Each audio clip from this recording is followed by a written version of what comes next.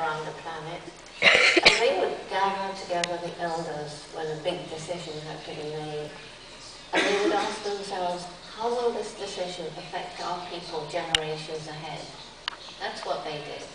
And to some extent, some of them still do. But we use very different criteria so often today. How will this decision I make today affect me now, in the short term? How will it affect my family? How will it affect the next shareholders meeting 3 months ahead? How will it affect my next political campaign? These are the kinds of criteria that we are using to base our decision making on. And how come that we've lost wisdom? Don't we care about our children and theirs? Of course we do. Something strange has happened to the human being, a strange, intelligent, and yet foolish creature. Something very strange. I've been into houses with heads of CEOs of big corporations that I know are doing very bad things to the environment. And they know it too.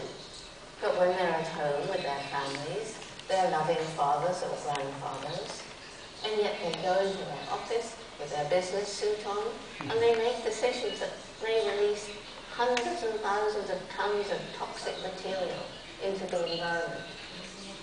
So how come this has happened? And I think what's happened is there's been some kind of disconnect between this very clever brain and the human heart, the seat of love and compassion. So, to come back to the youth of today that is losing hope about its future because of our previous behaviors, it's true that we've compromised their future. I've got 3 grandchildren. I know how we've harmed the planet since I was their age. But it's not true that there's nothing we can do about it. There is a lot we can do about it. And it was this kind of desperation that I felt thinking about my own grandchildren that led to the growth of the Roots and Shoots program. It began in Tanzania in 1991. It didn't really start growing until several years had passed by. And basically, the name Roots and Shoots is symbolic. If you imagine a little, let's see what trees grow here. There's some big pine trees, a little pine seed. And when it starts to grow, tiny white roots appear, a tiny white shoot appears, and you pick it up in your fingers, and it's so small. How can it ever become a giant tree? But there is so much life force in that little seed that those little roots, to reach the water, can work their way through boulders and grow and eventually push the boulders aside. And that little shoot, to reach the sunlight, can work its way through crevices in a brick wall until finally the wall will fall down. So now, imagine the boulders and the walls as all the problems, environmental and social, that we have inflicted on this poor old planet, poor old Mother Earth. It's a program of hope.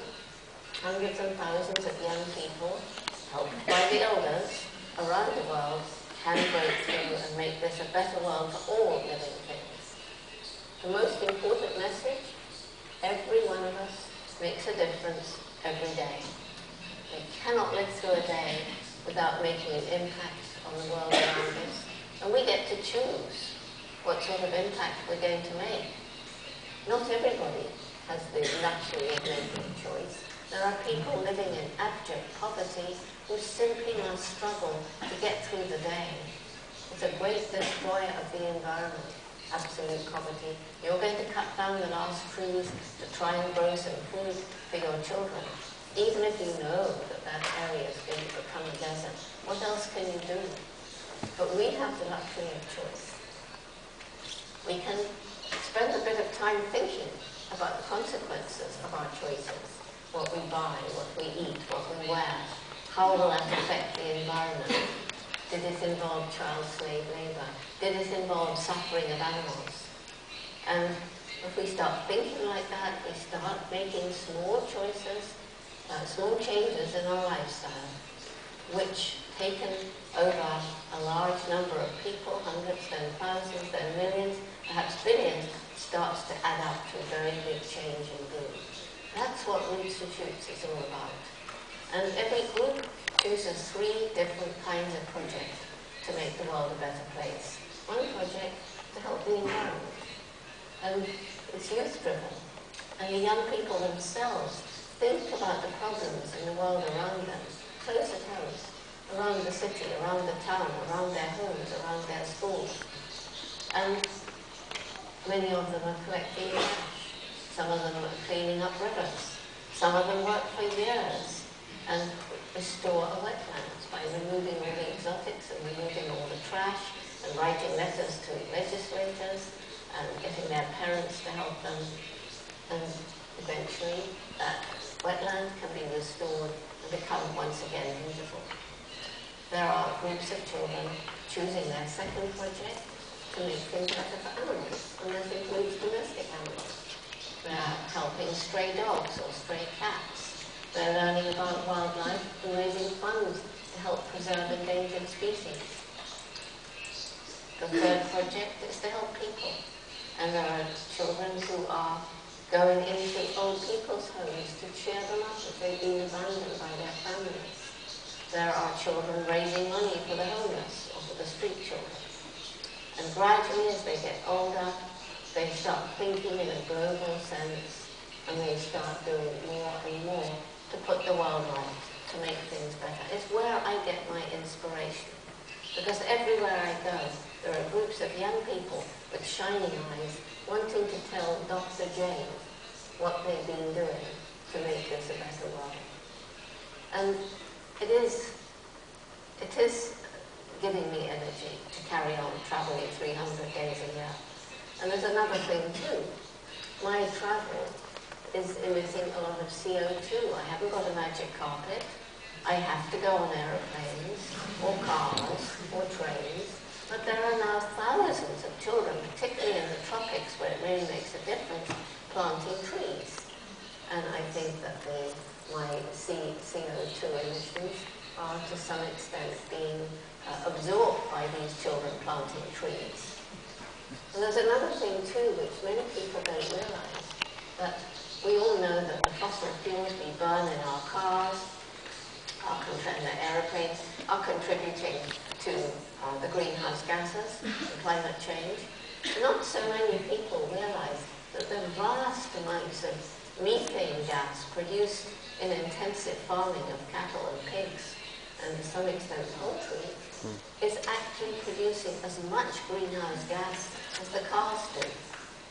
And so since I wrote a book called Harvest for Hope, and I began talking about not just the CO2 emitted, but the tremendous suffering of the animals who are in these intensive farms in tiny spaces, and the terrible risk to human health, because to keep them alive they're fed antibiotics and hormones very often to make them grow fast, and this can all affect us. But many people have come up to me or written to me all over the world and said, I've become a vegetarian.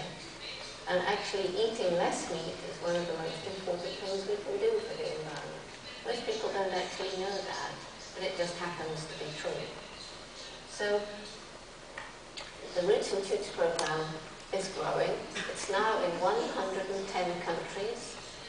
There's about 10,000 active groups, and the ages of the children or the young people are from kindergarten right the way through university and even beyond. We've got Roots and Shoots groups growing in the staff of corporations, in prisons, in refugee camps, even in old people's homes. All of these people working together, making small changes, choosing projects, rolling up their sleeves and taking action to make the world a better place for the future. It's very, very inspiring. It's one of my greatest reasons for hope. And it's a question that people ask me the most often, Dr. J, do you really have hope for the future? They remind me of all that I've seen, the chimpanzees and forests that have disappeared, the cruelty that we see all around us, the crime, the war. It's a pretty bleak world, isn't it? We take the environmental